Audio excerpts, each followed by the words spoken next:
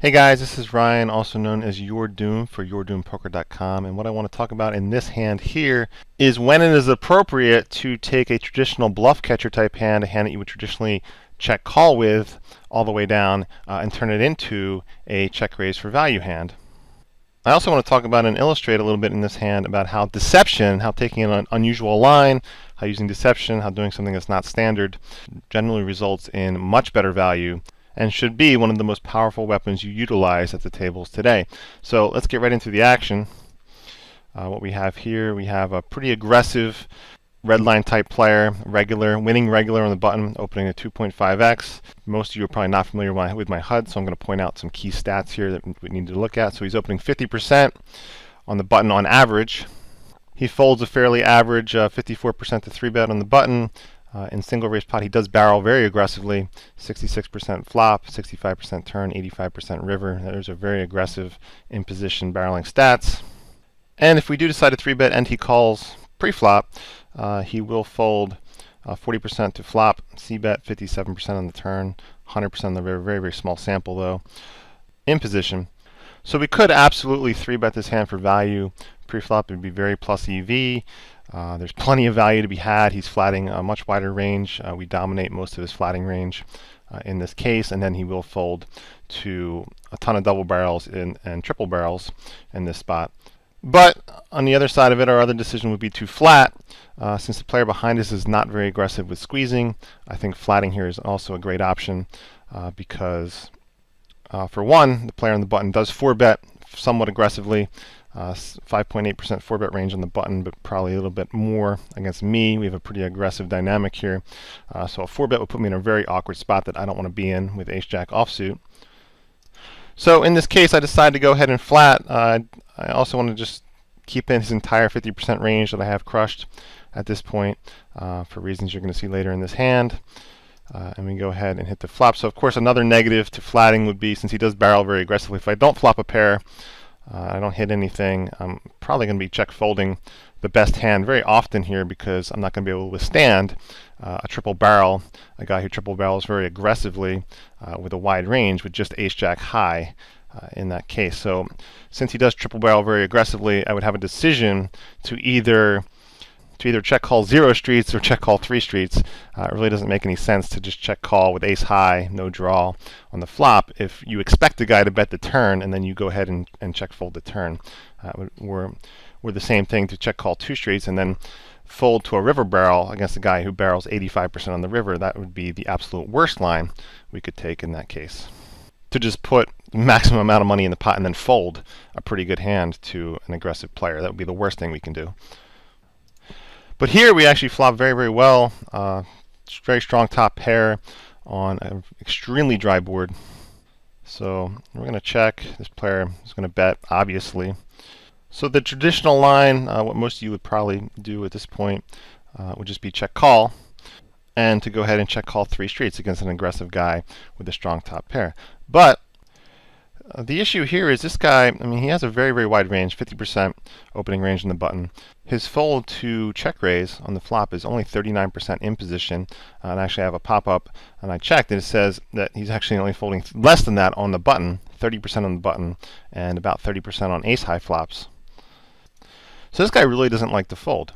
So given that, I decide that even though we're a little bit deep here, I'm going to go for a check raise for value. So once I do this, there's no going back. I'm not going to be folding to any 3-bets. I'm not going to be folding this hand pretty much at any point in this hand. This is a check raise for value, and I am willing to get it in here. So I do go for the check raise, and he calls. Well, as expected. I'll say as expected because he does only fold about 30% of the time to check raise on the button. But what does this call really mean? So if he is opening a 50% hand raise, let's say he's opening the top 50% of hands. Of course, that's just an average against all players, but we're going to use it for the sake of the calculation in this hand. So there are 1,326 hand combinations that you can be dealt. So if he's opening the top 50% of hands, he's opening about 663 hand combinations. So all things being equal, only 147 of those 663 hand combinations contain an ace or a set using card removal, using the 3 cards that are already on the flop in this case. So if he was, well, first of all, we have to look at his c-bet frequency. So if he's barreling his entire range, well, on average, he's betting about 66% in position on flops. So we could use that number. But then again, on an ace 9-3 rainbow board, he should be barreling much higher than his frequency. I mean, he should be expecting a lot more folds. I mean, there's no draws I could have. An ace-high board is a very favorable board to c-bet. So he should be barreling a lot higher than his average suggests. And also, if we did give him, let's say, a 70 or 80% c-bet in this spot, then we can't assume it's a top 70 or 80%. That wouldn't make any sense. If he is checking back a board like this, well, I'm not going to say he is, but he should be doing it with some kind of pot control type hands like pocket kings, pocket queens, ace deuce. Like hands like that, I would expect to be more in his check back range. And actually, when he does bet, I actually look at that as a weaker part of his range because he should be betting his entire air range as well as all of his good hands as well. His good value hands, his 9x hands, any 3, I'd definitely be betting here to protect my hand. You don't want to just give free cards, free random overcards in this spot. Any pocket pair I'd definitely be betting in this spot. And truthfully, against most players, I'd probably be betting about 100% of my range here. Because I do bet flops with a very aggressive, especially dry flops with a very aggressive, very merged range. But that's a whole other topic I'm not going to get into in this video. So if we do assume in this one example that he is betting his entire range, then if he was playing straightforwardly, then if he was folding to my check raise when he didn't have anything, and I define not having anything as not having a set or not having an ace in this spot, then he should be folding to my raise about 78% of the time because, like I said, only 147 combos have an ace or a set out of the 663 hands we presume that he's opening in this spot. So sure, you could say, well, maybe he's going to call with some 9x's. That could be defined as a good hand. Maybe pocket kings, queens, jacks, tens, something like that. Could be defined as a good hand. But not really. I mean, if I'm check raising for value, then all those hands would be crushed at this point. So if he's only playing decent hands, he should be check folding 78% of the time, but he only folds about 30% on average. So imagine all the hands that he has to be continuing with. And it's not just hands that contain pairs as well. So only about 22% of his starting range actually have something, and in that, only 51 combinations actually have us beat in this spot. Would have 2 pair, would have ace king, ace queen, or a set in this spot. So against his entire starting range, we have the best hand about 92% of the time in this case. And so far, I've just been giving you average statistics. I haven't even included that our hand contains blockers. So if you actually include that we have a blocker to the ace, that 92% actually climbs closer to 95% since we block a lot of ace-x type hands as well. So hopefully I'm giving you some sheer perspective of the immensely good value you can get here, and then not just with ace-jack. I mean, imagine if you had ace-10 or even ace-8 in a spot like this. You may want to consider going for a check raise against this type of player, this guy who has a widest range, who just doesn't fold. He's a red line player. He's mainly a heads-up type guy. You know these guys. They just don't like to fold. Especially, it's even more favorable because this board is so dry. Ace of clubs, 9 of diamonds, 3 of hearts. What am I really repping with a check raise? I really like to go for check raises when the board is so dry against these players because I'm going to get even less folds than their average suggests because my value range is so thin here. I mean, if I had a set, would I even check raise? Well, maybe, probably. Maybe not against a guy who loves the triple barrel, but probably against the guy who doesn't fold the check raises, sure. But it's hard to flop sets. Also, what ace-x hands, other than ace-9 and ace-3, would a player traditionally check raise for value? There's really not many. So if you did have an ace-10, ace-jack, as we have here, ace-8, this is a fantastic opportunity to go for a check raise against a guy who doesn't like to fold. So let's move on with the hand. So I could follow this up with a bet, but the issue is if he's floating with a wide range, he's just going to fold a lot of hands at this point. Of course, if he does have like an ace-8, like ace-6 type hand, I can get another street of value here. But like I said earlier in the video, I think deception, especially against a guy who just wants to outplay you, who wants to float you, who doesn't like to fold, deception is your most powerful weapon here. So after going for a check raise for value, I decide to check this 2 of spades brick on the turn.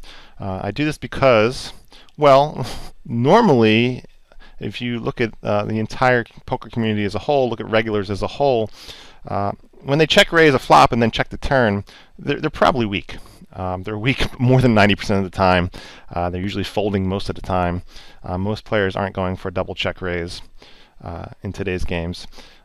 It's not impossible, but I'm just saying this is his read. I mean, if he trusts his read, he should think that I just decided to go for a check raise bluff. It didn't work, and now I'm giving up. That should be the story I'm telling here. It's the story I want to tell. So he's going to barrel.